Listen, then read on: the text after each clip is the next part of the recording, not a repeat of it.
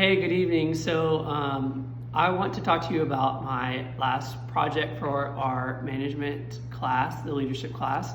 The special project that I chose was an analysis in leadership and meetings. So, of course, as we've all been in meetings, several meetings over the course of my career, and probably your career, probably another 30-minute meeting is probably not the best thing that you want in your day, especially one that could have been sent in an email. I used to think that meetings was the end-all be-all of work and that important decisions were made and just things were really happening in meetings, and that's kind of where you were able to move up and work with your coworkers and show leadership that you actually meant something. But the more I know about meetings, the more I realize that it is about half of it is a lot of bullshit, and the rest of it is just normal conversation, just getting things done. So I'd like to talk to you about analysis and leadership in one of my meetings and one of the projects that I've worked on this year. So one of the main projects that I've worked on is what we call an alliance agreement. So I work for an oil and gas company here in Houston, Texas, and in supply chain. So within supply chain, I'm actually in procurement. So we deal with a lot of vendors so that we purchase all of the materials that go on the project. So pipe, valves, fittings, engineered equipment, fabricated items, things like that. So we really work closely with engineering and our vendors to make sure that we get the right product that's delivered on time and that's a good quality. So one of the main things that my manager did this year for one of our goals is to create alliance agreements. So an alliance agreement in my world is basically an agreement with our company and a vendor to come to an agreement to talk about pricing, terms and conditions, return policies, warranty issues, kind of everything that encompasses an agreement between two companies is kind of what we're talking about here. So an alliance agreement for us means that it's less bidding. So we already have an agreement with a supplier, so we don't have to go out to market to bid as much, and we also have an agreed upon price. So we know exactly what we're getting into before we even start. So this particular series of meetings is about creating an alliance agreement. So at the beginning of the year, we were put into teams and a groups of about 2 to 4 people, depending on the size of the agreement. So my particular one was fittings. So when we order pipe, big valves, big fittings, all this is carbon steel items that we put underground. We go to specific vendors for this. So vendor A, we'll call it, is a vendor that we use for a long time. We have a really good relationship with them. They have great pricing. They're actually the manufacturer, so they can manufacture exactly what we want if they don't have it on the shelf.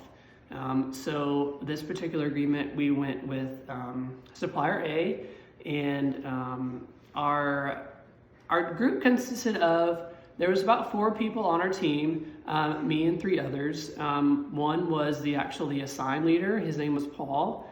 He was the assigned leader because he was kind of an SME of the product and the category group that we were trying to get an alliance agreement with. So he was the assigned leader for our group, and then we also had someone named Anna who had been with the company for about 15 years, very type A, very controlling type personality in our group. And then we also had another gentleman named the name of Garrett, and Garrett was new to our company, just been there probably about 4 or 5 months by the time we started this, and then me. So Paul and I really got along. We had a good rapport. We're both similar in our leadership aspects, and we work alongside each other in Houston.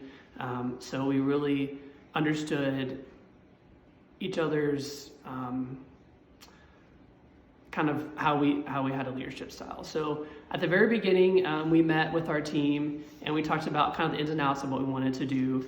And right off the very beginning, Anna had kind of a conflict with Paul, which was our leader, as she wanted to be very detail oriented, really wanted to get down to the nitty gritty, which we knew that wasn't the case in this aspect in our agreement. So he really had to work with her to sway her in the right direction, which was hard for him because he had only been with the company for about 3 or 4 years now, and she's been with the company for about 15. So as the assigned leader of the group and as her personality was type A, he really had to work with her to get going and to get really right on the right track, because it was really his project and we were just all helping him. So we discussed the strategy, and Paul really had Anna come around and really see the right way in the direction that we were going. So in that conflict, Paul was really able to have a resolution there, and to help her see the right way. Even though she ultimately did go to our manager and ask him his opinion, he came back and sided with Paul and saying that that was the direction we were going, to be more broad and not specific like Anna wanted.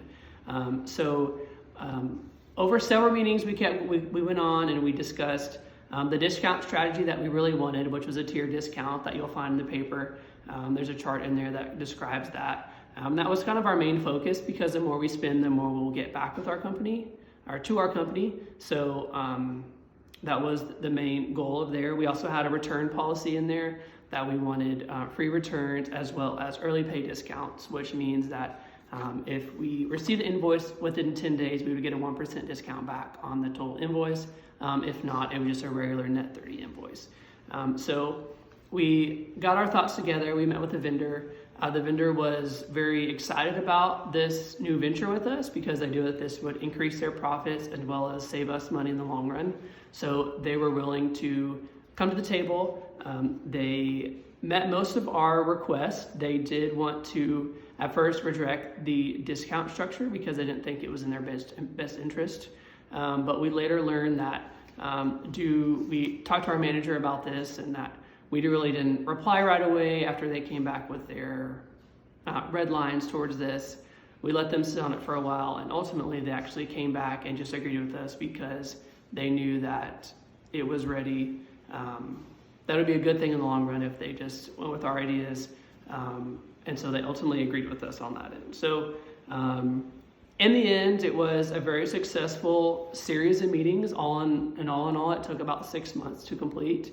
And at the very end, we all had a great rapport with each other. Even though at the beginning, Anna and Paul did have a conflict with each other, they were able to come to a resolution throughout the meeting process. And they were all able to have a successful agreement and ultimately have a fully executed and signed agreement within 6 months. So that's kind of an analysis of kind of a series of meetings that I've been through. There's more detail in the paper, but I kind of wanted to give you my thoughts on it just from a verbal standpoint. So there it is. Hope you like it. Thanks.